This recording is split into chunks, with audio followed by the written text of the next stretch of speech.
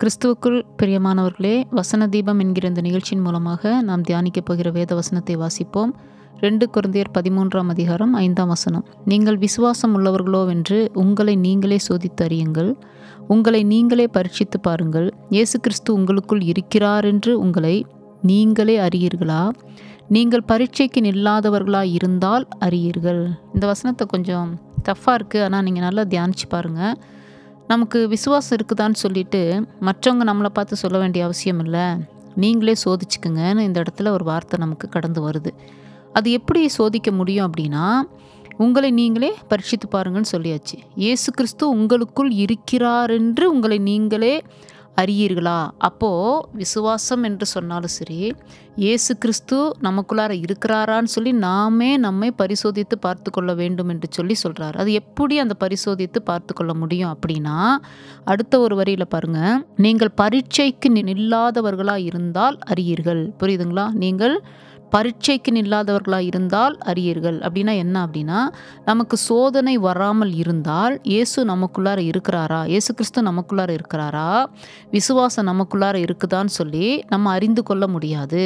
அப்போது அந்த பரீட்சை வந்தால்தான், பரீட்சைனா சோதனை, அந்த சோதனை வரும்போது தான் நம்மை நடத்துகிறவர் யார், அந்த சோதனை நேரத்தில் நமக்கு ஆறுதல் யார் கொடுக்குறா, அந்த சோதனை நேரத்தில் நமக்கு தப்பிக்கொள்கிற போக்கை யார் கொடுக்குறா, தாங்க பலன் யார் கொடுக்குறா, வனாந்திரத்தில் நம்ம எப்படி நடத்துகிறார், அநேகரால் கைவிடப்பட்ட போது நமக்குள்ளிருந்து நடத்துபவர் யார், அப்போதான் நம்ம அறிந்து கொள்ள முடியுமா இயேசு கிறிஸ்து நமக்குள் இருக்கிறார் என்பதை நாம் அப்பொழுது உணர்ந்து கொள்வதற்காக அந்த சோதனை அனுமதிக்கப்படுகிறது. நம்மளுடைய விசுவாசமும் அந்த நேரத்தில் புடமிடப்படுகிறது. அந்த விசுவாசம் நமக்குள்ளார வர்த்திக்க செய்கிறது. காரணம் என்னன்னா, எனக்கு யாருமே இல்லை, எல்லாரும் என்னை கைவிட்டாங்கன்னு சொல்கிற நேரத்தில், நான் ஒரு அனாதையை போல இருக்கிற இந்த நிலைமையிலன்னு சொல்கிற நேரத்தில் சில சோதனைகள் கடந்து வரும்போது அப்படியெல்லாம் நம்மளுடைய வாழ்க்கையில், நம்மளுடைய உள்ளத்தில் அப்படியெல்லாம் பாடுகள் வரதான் செய்யும். அந்த நேரத்தில் ஒரே ஒருத்தர் உள்ளே இருந்து நம்மை நடத்துவார். அதை மாத்திரம் நீங்கள் உங்களுடைய வாழ்க்கையில், இதுவரைக்கும் உங்களுடைய வாழ்க்கையில் நீங்கள் தெளிவாக பார்த்துருக்க முடியும்.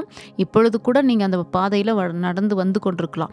அந்த நேரத்தில் எல்லாரும் கைவிட்டுருவாங்க. அதனால தான் ஸ்திரீயானவள் தன்னுடைய கர்ப்பத்தின் பிள்ளைக்கு இறங்காமல் தன்னுடைய பாலகனை மறப்பாளோ, அவள் மறந்தாலும் நான் உன்னை மறப்பதில்லைன்னு சொல்கிறார். அந்த சோதனை நேரத்தில் கர்த்தர் மாத்திரம் நம்மை மறக்க மாட்டார். அப்போ தான் நமக்கே தெரியும் அவர் நமக்குள்ளார இருக்கிறார் என்று சொல்லி. கர்த்தர் ஒருவரை அவனை வழி நடத்தினார் சொல்லி நம்ம வாசிக்கிறோம்ல. இப்போ சங்கீதக்காரன் தாவீது சொல்லும்போது, என் தாயும் தகப்பனும் என்னை கைவிட்டாலும் கர்த்தர் என்னை சேர்த்து கொள்வார். புரியுதுங்களா?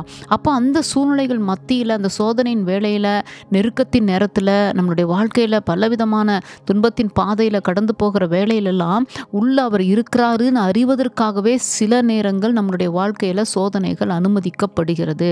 அதனால தான் யாக்கோபு 1:12 நம்ம வாசிக்கும் போது, சோதனையை சகிக்கிற மனுஷன் பாக்கியவான், அவன் உத்தமன் என்று விளங்கின பின்பு வாக்குத்தத்தம் பண்ணின அந்த ஜீவ கிரீடத்தை பெறுவான் என்று எழுதப்பட்டிருக்குது. சோதனை ரொம்ப முக்கியங்க.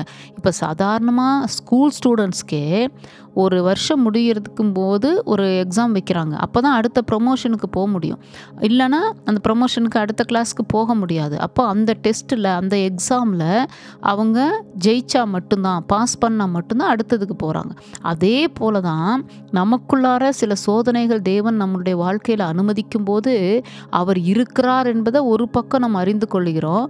அடுத்து சோதனையில் நமக்கு தேவன் ஜெயத்தை கொடுத்து அடுத்த ஸ்தானத்துக்கு நம்மை கொண்டு வருகிறார். புரியுதுங்களா? அதனால நிச்சயமாக நம்மளுடைய வாழ்க்கையில் பரீட்சைகள் வரும்போது, சோதனைகள் வரும்போது நாம் சோர்ந்து போகாதபடிக்கு, எனக்குள்ளார ஆண்டவர் ஆகிய இயேசு கிறிஸ்து இருக்கிறார் என்பதை நான் அப்போ தான் தெளிவாக உணர்ந்து கொள்கிறேன். அவர் மாத்திரம்தான் நடத்தினார். அப்படிப்பட்ட வறுமையில் நான் கடந்து வந்தபோது அந்தந்த நாள் தேவன் என்னை நடத்தினார். அப்படிப்பட்ட வியாதியில் நான் தாக்கப்பட்டிருந்த வேளையில் டாக்டர்ஸ் எல்லாம் கூட என்னை கைவிட்ட நேரத்தில் கர்த்தர் என்னை வந்து தாங்கினார். இப்படி நிறைய சாட்சிகள் இருக்குது. நிறைய விதமான காரியங்களில் நம்ம கடந்து வந்திருப்போம். நமக்கு எதிரான எத்தனையோ சூழ்ச்சிகள்லாம் வந்திருக்கும். ஆனால் அந்த நேரத்துலலாம் நமக்குள்ள ஒருத்தர் இருக்கிறாரு. அவர் சொல்கிறார்ல, நான் உனக்கு போதித்து நீ நடக்க வேண்டிய வழியை காட்டுவேன், உமேல என் கண்ணை வைத்து உனக்கு ஆலோசனை சொல்லுவேன். அந்த நேரத்தில் நமக்குள் இருக்கிற ஆண்டவராகிய இயேசு கிறிஸ்து பரிசுத்த ஆவியானவர் மூலமாக அந்த ஆலோசனையை நமக்கு கொடுக்குறாரு. வார்த்தையின் மூலமாக அந்த ஆலோசனை நமக்கு கடந்து வருது. நம்ம என்ன செய்யணும், இந்த இக்கட்டான நேரத்தில் நம்ம என்ன செய்யணும், இந்த சோதனையான நேரத்தில் நம்ம எப்படி தப்பிக்கொள்ளணும், எப்படி அவர் தேவன் நம்மை நடத்துவார் என்று சொல்லி அந்த பாதையில் தேவன் நம்மை கொண்டு போகும்போது தான் நாம் உணர்ந்து கொள்ள முடியும். அந்த பரீட்சை வரும்போது தான் உணர்ந்து கொள்ள முடியும் அவரே நமக்குள்ளார இருக்கிறார் என்பது. அந்த விசுவாசம் நமக்கு பலப்பட ஆரம்பிக்கும். இதற்காகவே ஒரு மனுஷனுடைய வாழ்க்கையில் தேவன் சில சோதனைகளை அனுமதித்து வருவார். புரியுதுங்களா? ஆகாரனுடைய வாழ்க்கையில் அந்த வனாந்திரமான அந்த சோதனை நேரத்தில் தேவன் இருக்கிறார் என்பதை நிரூபித்து அந்த நீரூற்றை உண்டு பண்ணி 2 பேரையும் பிழைக்க செய்தவர் ஆண்டவர். அதே போல் நம்மளுடைய வாழ்க்கையில் பலவிதமான சூழ்நிலைகள் விரோதமாய் கடந்து வந்தாலும் அந்த சோதனை நேரத்தில் அவர் இருக்கிறார் என்பதை நம்ம புரிந்து கொள்ள முடியும். நம்மளுடைய விசுவாசம் நமக்குள்ளார இருக்குதா, அவர் நம்மை நடத்துவார், இந்த நேரத்தில் எல்லாரும் எங்களை கைவிட்டாலும் அவர் எங்களை கைவிட மாட்டார், இந்த விசுவாசம் இருக்குதான்றதை பார்ப்பதற்காகவும் நம்மளுடைய வாழ்க்கையில் சில சோதனைகள் பரீட்சைகள் அனுமதிக்கப்படுகிறது. அதனால் இந்த மாதிரி சூழ்நிலைகள் மத்தியில் நீங்கள் தேவனுடைய நாமத்தை மகிமைப்படுத்தி ஆண்டவருக்கு நன்றி செலுத்துங்க. ஆமேன்.